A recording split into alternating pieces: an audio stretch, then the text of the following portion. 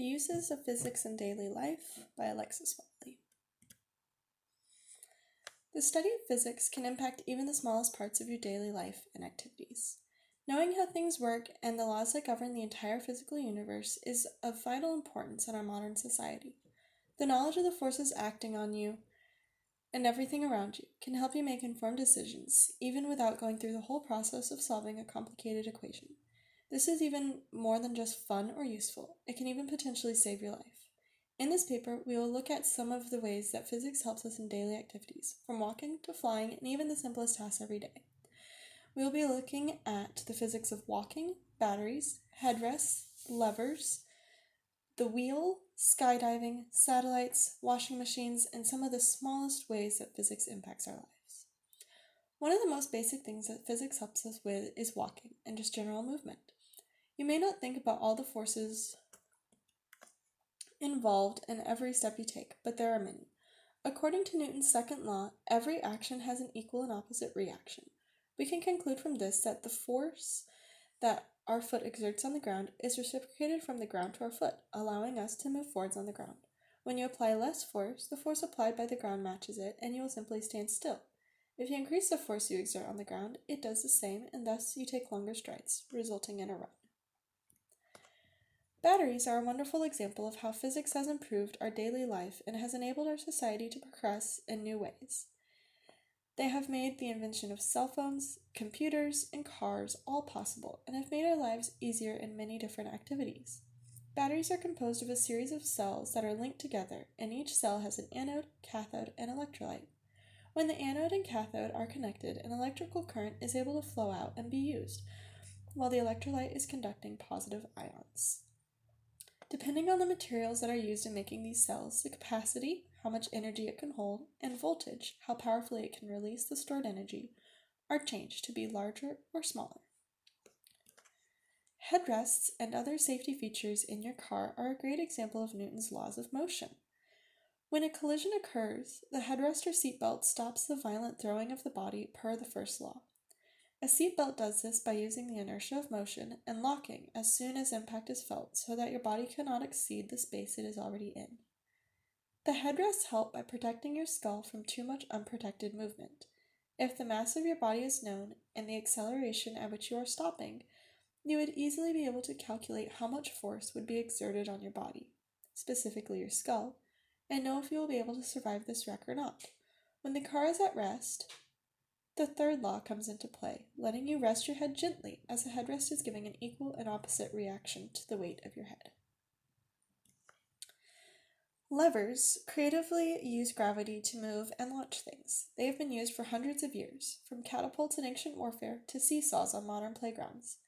The definition of a lever is a rigid beam that is attached to a pivot point. When force is applied to one side of the freely pivoting mechanism, it is transmitted through the beam and increased. The longer the beam, the more force you will have in the end. A great example of this is a crowbar. The very short crowbar will not help very much when trying to pry open a door, but one with twice the length will give you a much greater exerted force. Another seemingly simple tool that we use daily that uses physics is the wheel. It is unclear when the wheel was first invented, but many people agree on it being roughly 7,000 years ago. These first wheels were believed to be created by potters, but they are now used for many things, from transportation to washing machines. Wheels are helpful for two main reasons. They reduce friction and they provide leverage. When you try to push a box directly across the ground, it is very difficult because there is quite a lot of friction acting on it. When you use a cart instead, the only friction you have to worry about is the wheel on the axle and the friction that helps the wheel grip the ground. The leverage of a wheel comes from the size of the wheel itself. The rim of the wheel moves directly, and the larger the space between the axle and rim, the easier it will be to pull the cart. This happens because the wheel is a form of lever, because it has a beam, the spindle, and it freely rotates upon the axle. Something that many people want to do, but very few people actually experience, is skydiving. This activity depends heavily on the use of physics to safely let you do what would normally kill a person. The first second after stepping out of a plane, one would experience zero vertical velocity. At this point in their descent, their acceleration would simply be equal to the force of gravity times their weight. As they fall, they accelerate every second, gaining speed downwards, but as their speed increases, so does the air resistance. This air resistance defies the force of gravity on the body, and eventually they become equal and are said to have reached terminal velocity. It is at this moment that the parachute should be opened and the air resistance is greatly increased, causing a jerking motion as their acceleration decreases. Now the speed and air resistance are both decreasing until they once again reach terminal velocity. The satellites that normally escape our remembrance are also a wonderful feat of physics. These satellites use the gravity of Earth and centrifugal force to stay in orbit, bringing us internet, television, weather, and GPS coordinates. The speed of the orbits of the satellites depend on how close they are to the Earth, and it is directly related to the Earth's gravitation and the resulting centrifugal force that is attempting to pull the satellites away. The launch speed calculations of these satellites also uses some very intense physics. Their time that they will be in orbit before leaving the Earth's gravitation, and knowing the exact location of the satellites at any time all use physics. A study of some basic circular physics will give you an insight into yet another invention that has changed our lives in a very large way. A washing machine uses circular motion to wash and wring clothes automatically. Centripetal force is what makes the clothes in the washer spin. If they were not acted upon by centripetal force, they would simply sit still.